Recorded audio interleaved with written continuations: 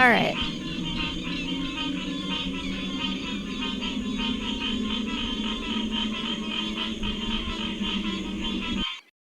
Okay. I'd like to start with a quote. Only for those prepared to leave their familiar life behind will life emerge in a new gown of continually expanding beauty and perfection.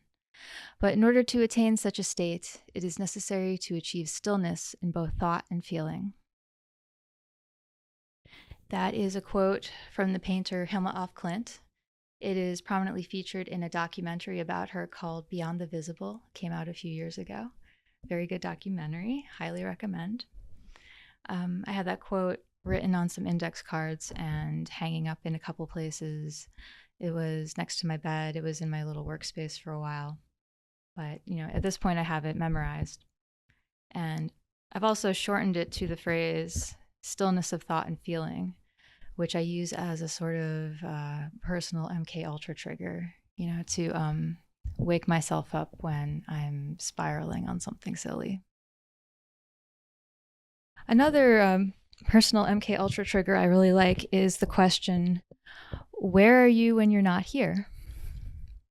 And I like that one because it is in itself a trigger for a whole cascade of other questions. Like, if you're here now, then where did you just come from?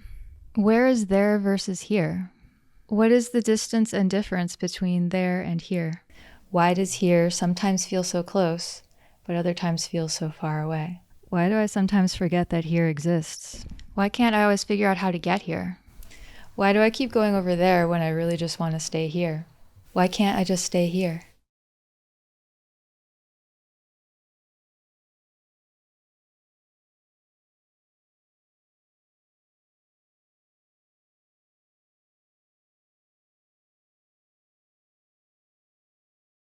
So anyway, when was the last time you screamed? Yeah, it's going to be like this. I have questions. Do I have answers? No. Oh my God, no. Well, here's another question.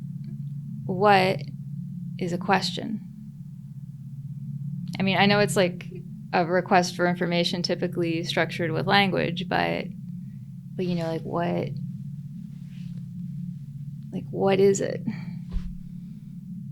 Because it's so often the first move at the start of so much human endeavor is a question, and it shapes and drives everything that comes after it, the quest and the answer itself.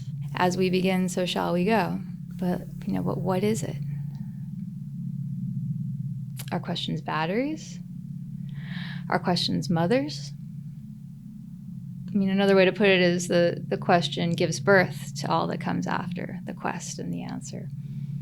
And one question can have many answers, the way a mother can have many children. What happens to an answered question? Do answers kill questions? Are answers children who kill their mothers? Or do answers slowly kill the one who asks?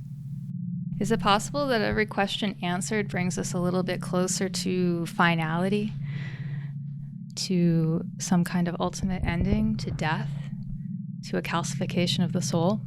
Answering a question is an attempt to pin down reality, to crystallize it, to, put the butterfly under glass. And sure, other butterfly collectors will gather and, maybe compliment your work. But ultimately, aren't these all dead things? And is the question and answer framework a weapon to enforce the tyranny of perceived linear time?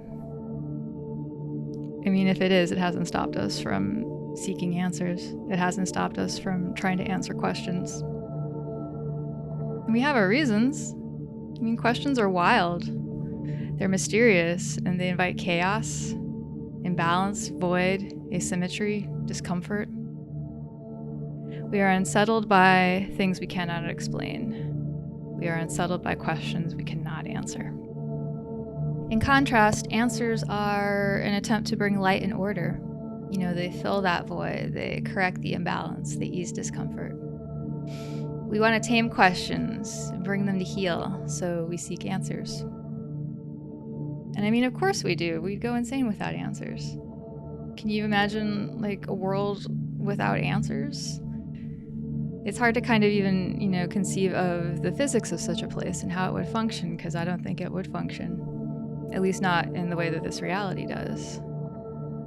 Would questions even exist without answers? So answers are valuable and powerful, or at least we assign value and power to them. And we assign value and power and prestige and reward to humans who can answer questions.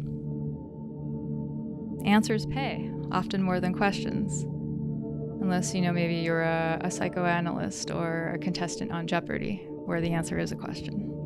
Jeopardy is interesting because it's a piece of mass media pop culture that upsets that tyranny of perceived linear time that the question and answer framework enforces. The perception that the question always comes first. And in doing so provides insight into the true mechanics of reality, which is that, the answers are first. They are ever present and always have been. And it is our questions that give the answers power and value. It's the questions we choose to ask, not the answers that we reveal and discover, that are the true means through which we structure reality.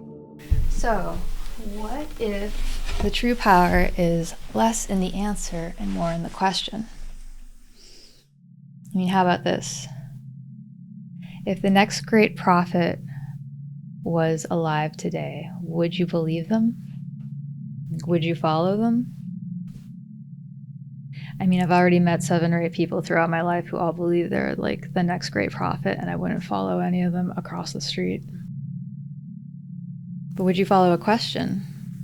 And have you? I have.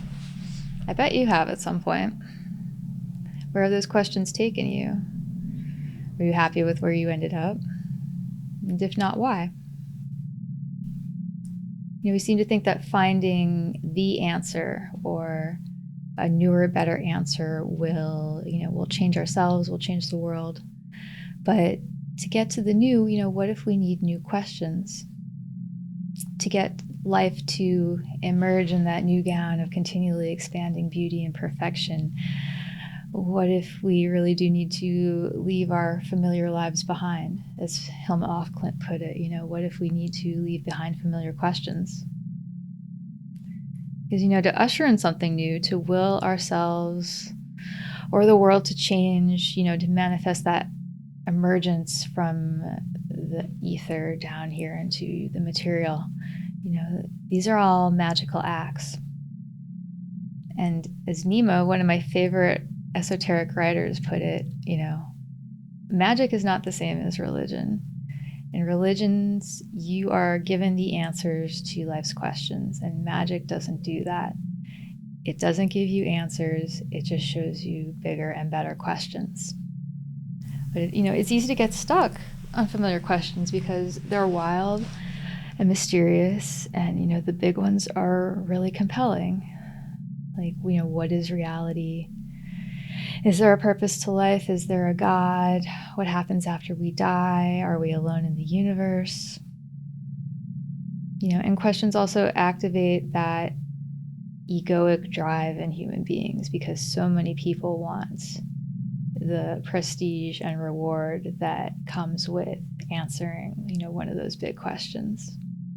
Like I said, like answers pay, So, that competition plus the, the very personal desire to, ease the discomfort of an unanswered question, contributes to questions having this virulent, contagious quality.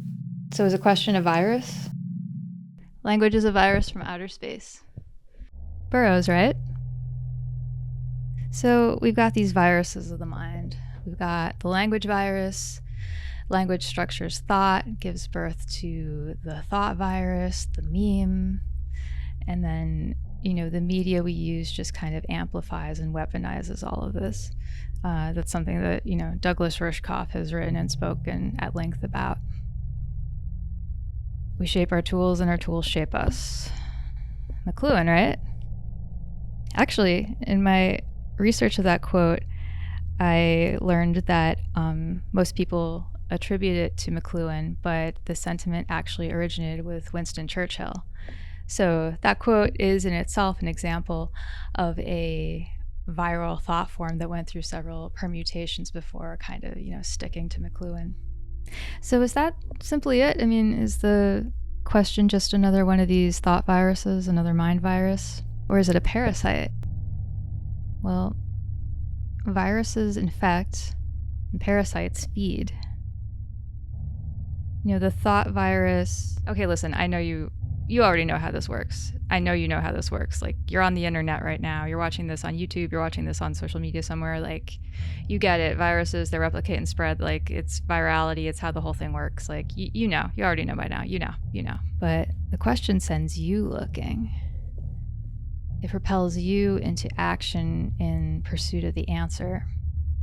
It's not so concerned about spreading to other people, as long as it's got you. And you think that by taking action, you're taking control, but really it's the question that is in control the whole time. And you think the answer will give you power, but it's really the question that is holding all of the power. The way it feeds off you, to me, that feels more like a tapeworm than a cold, but, maybe it's a little bit of both. Maybe it's like a virusite. All right, I want to dig into that Burroughs quote a little bit. So what if questions, like language, are a virus from outer space? If so, who sent them? I mean, we tend to associate the divine as, being that entity that holds all the answers. Like Nema said, religion promises answers, right? But what if what we call the divine is not the one holding all the answers, but the one sending the questions? And what if that entity is hoping that we're going to figure out the answers because it actually doesn't know? So, angels. Angels are messengers who come from beyond this material sphere, and their messages can certainly capture the human mind much like a thought virus. So, are angels viruses? Are questions angels? And where did all of these questions come from, and where is all of this going?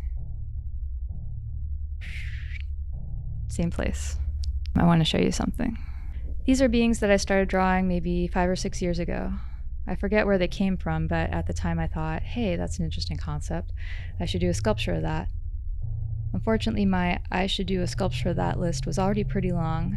It almost always is. And these beings sat at the bottom of the list for a while before I kind of forgot about them for a bit.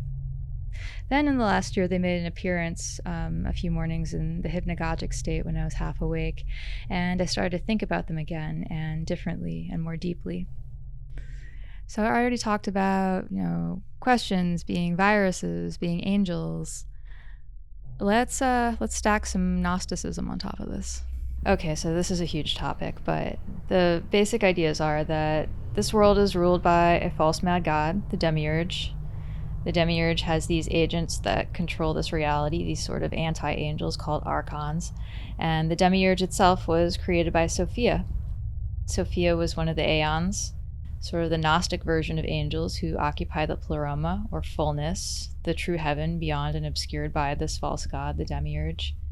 Aeons are syzygies, or paired opposites, and when Sophia decided to self-fertilize and emanate on her own, without her partner, she created the Demiurge, who has the head of a lion and the body of a snake, and her anguish over this creation brought about this material reality.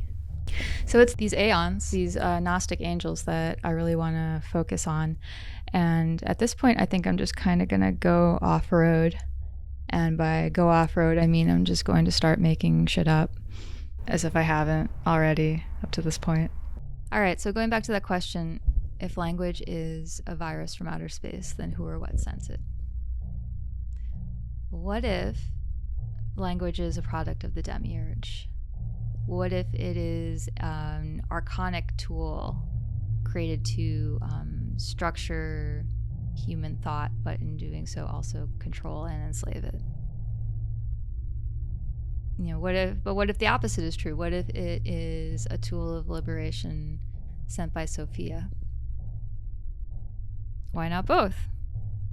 And then what if the question and answer is a syzygistic, virusitic thought form injected into this ecology to help awaken humans to the presence of Sophia?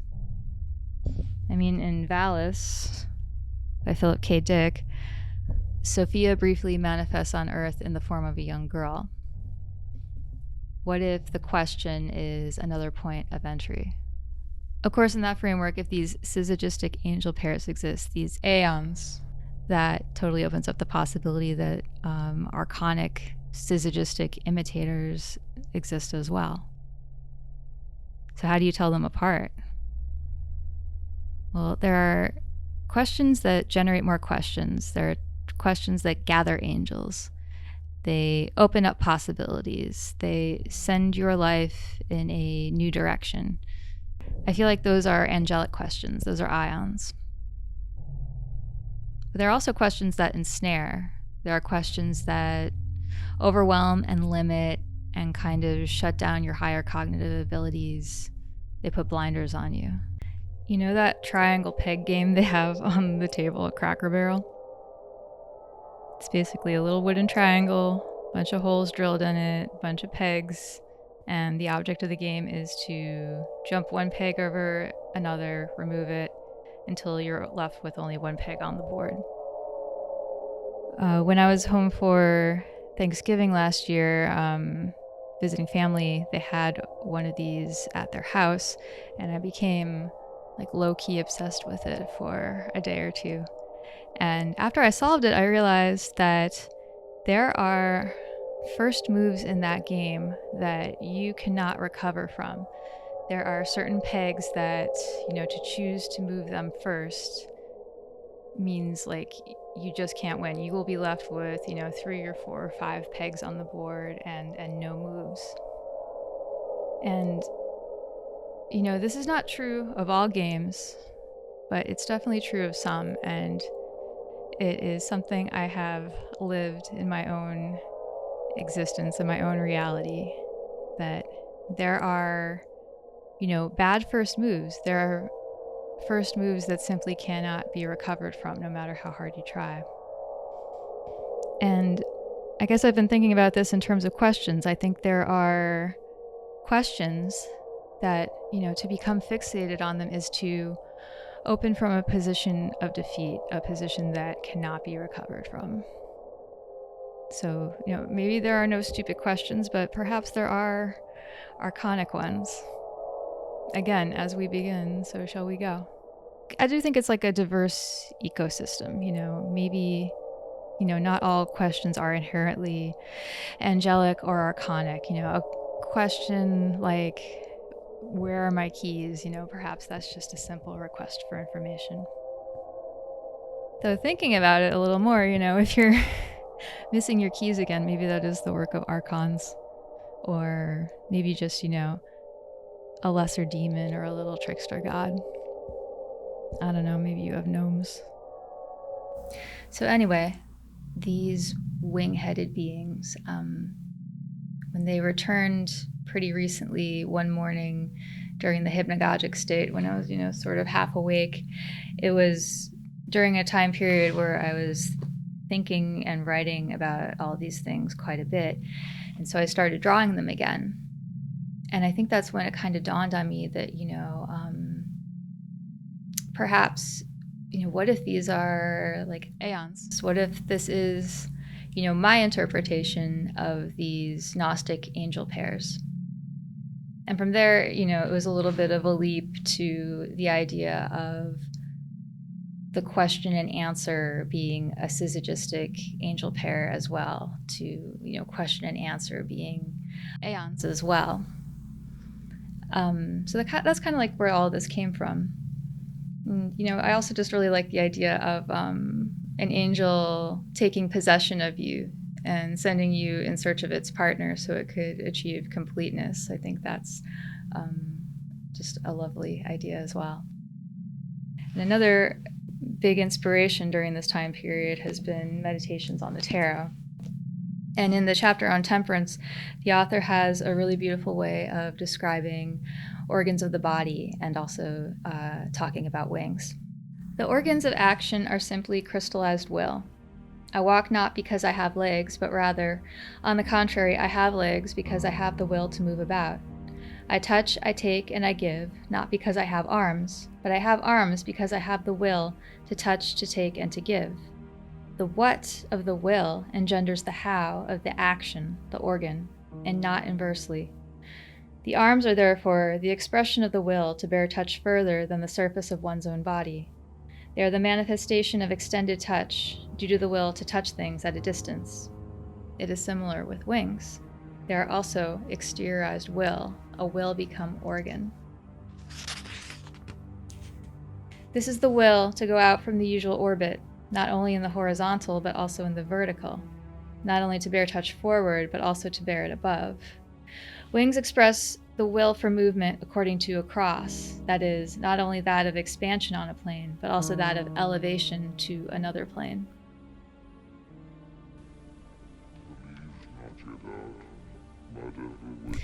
Ultimately, I don't believe in this ionic, archonic duality of questions because, we have perspective. The only difference between a god and a demon is whether you like their agenda. That's a quote from a Dzogchen teacher I really like named Lama Lina. And yeah, sure, there are forces that have the power to transfigure your perspective, to be viral, to be parasitic. But, if you can manage to stay in awareness, in that stillness of thought and feeling, you can use your perspective to transfigure them right back. So, fuck it, have fun with that. Don't take any shit. Also, I don't believe language is a virus. Though numbers might be, but that's a conversation for another day. Or, if language is a virus, it's not just a virus. That Burroughs quote, language is a virus from outer space, it's a fun framework to play with, but at this point it has evolved into a virus and an instrument of control in and of itself, and it has captured the imaginations of several generations at this point. And there is a flattening, reductive quality to it that I find myself kicking against.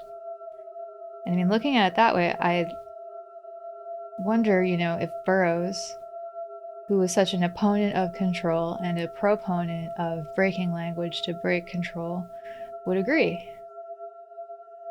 Or would he just be like, oh my God, why is this bitch still talking? Somebody shoot her.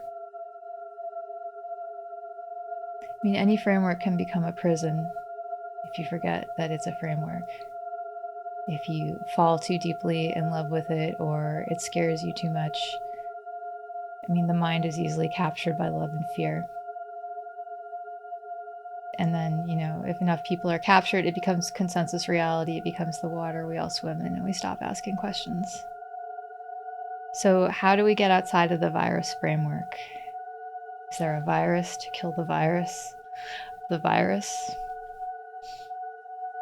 If we viewed language differently, would reality start to behave differently?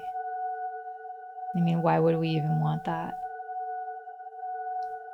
Personally, I guess I'm honestly a bit bored, but also concerned, because at this point, the virus framework, I find it to not only be too reductive, but it is also a tool of empire. I'm going to read you my favorite part of Valis by Philip K. Dick. Entry 42. To fight the empire is to be infected by its derangement. This is a paradox. Whoever defeats a segment of the empire becomes the empire. It proliferates like a virus, imposing its form on its enemies. Thereby, it becomes its enemies. So, yeah, like I said, this is my favorite passage of this book. It's one of my all-time favorite quotes, and it's kind of become sort of a North Star for me. My interpretation of it is that, to be reactionary is to meet your opponent on their terms, and to do that is to open from a position of defeat. because you've already been captured. You're already operating within someone else's framework. I'm interested in departing from these frameworks, and I'm interested in becoming something unrecognizable or rediscovering something that we have perhaps collectively forgotten. And I'm interested in all of the forms that that does and does not take. If language is the primary means through which the human mind structures thought and reality, then why are we essentially monocropping by calling everything a virus? I mean, why with all that power would you want to be so reductive? I mean, would you rather have the hanging gardens of Babylon or GMO corn? I mean, maybe part of the problem is using language to describe language in the first place. Ironically, maybe, a different medium would do a better job. But, I mean, hey, for now, at least we can try. We could say, language is the garden in the mirror. Or, language is when ghosts crash into time. Language is when symbols go downriver. Language is a vertiginous diaphany. It's the eater of the formless. It's where another dimension leaks through. It's gravity dreaming. A phantom twin. The weather of the mind. Language is a visitor that is always, always, always leaving. It's all of these things, not one at a time, but all at once, all the time. Language is the ground when the mind becomes a wing.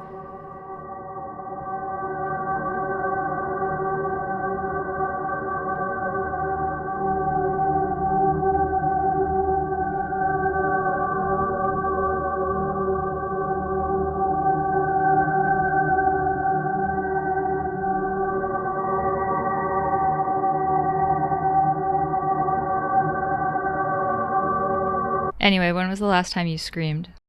I'm just curious.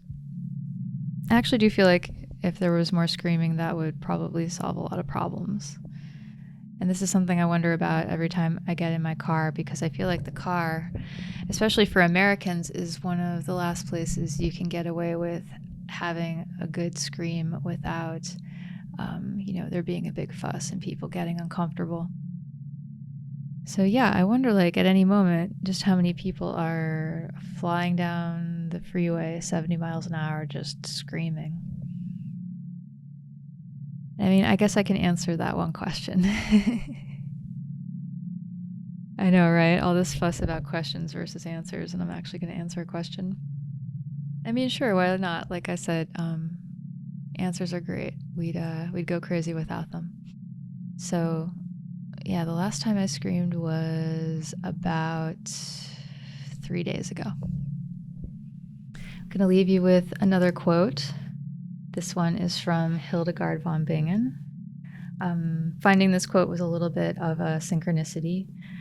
A few days ago, I decided to pull this book off the shelf and just do a little bit of bibliomancy. So, I flipped to a random page, and this is the very first thing that I read. From Book 1, Vision 4. On the wings of the soul. O daughter, run, for the most powerful giver, whom no one can resist, has given you wings to fly with. Therefore, fly swiftly over all these obstacles. And I, comforted with great consolation, took wing and passed swiftly over all those poisonous and deadly things.